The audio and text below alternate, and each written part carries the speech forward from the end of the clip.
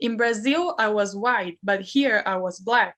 And then people started telling me things making me see my blackness all the time, but sometimes telling me really like strong things like, I'm sorry, you're black. Julia Cohen Roberto has been on a lifelong journey to connect and understand her cultural heritage.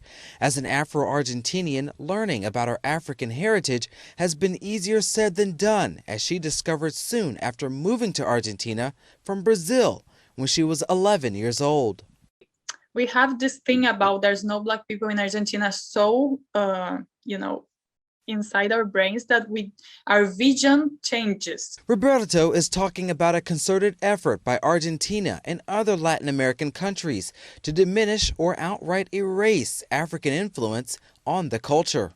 Argentina was much more of an African and Afro-descendant nation when it actually became a nation with independence in the early 19th century than it remembers itself to be. Harvard University professor Alejandro de la Fuente says about a third of the population in Latin America was African, many of whom were brought to Latin America as part of the transatlantic slave trade. So basically, enslaved peoples and people of African descent served as soldiers in the Wars of Independence, and so many were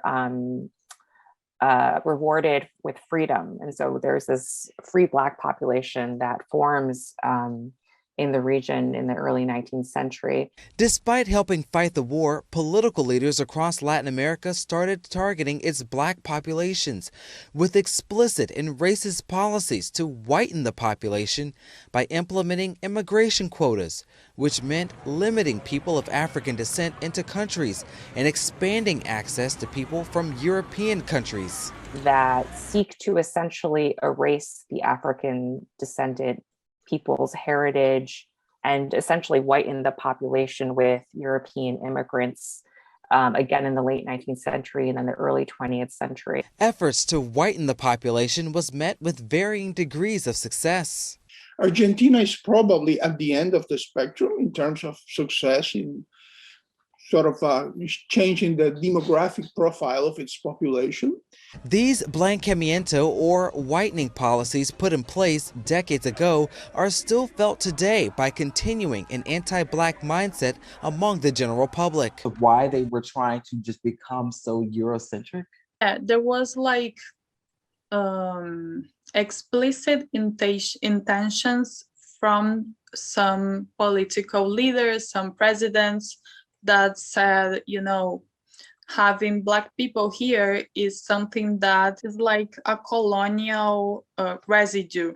It's like more valid if you are a Spanish descendant Argentinian than if you are like an African. Even though efforts to be seen and heard by Afro-Latin people were met with resistance, in recent years, however, Afro-Latin influence is beginning to take hold and shift the narrative thanks to a series of social movements demanding visibility. These Afro-descendant social movements forming that really pose a threat to this history, this long and tortured history of anti-Blackness and racism in the country.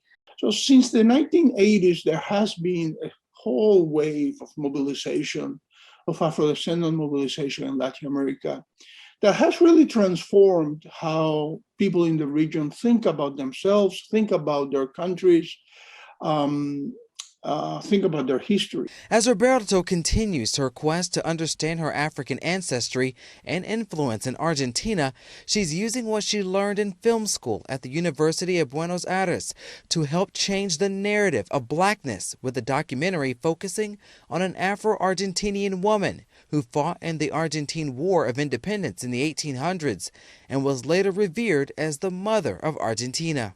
Maria Remedios del Valle, who was this Afro-Argentinian fighter who fought in the independence wars and was called mother of the country by her peers. So there's that. We have a Black mother of our country, but we don't even know her.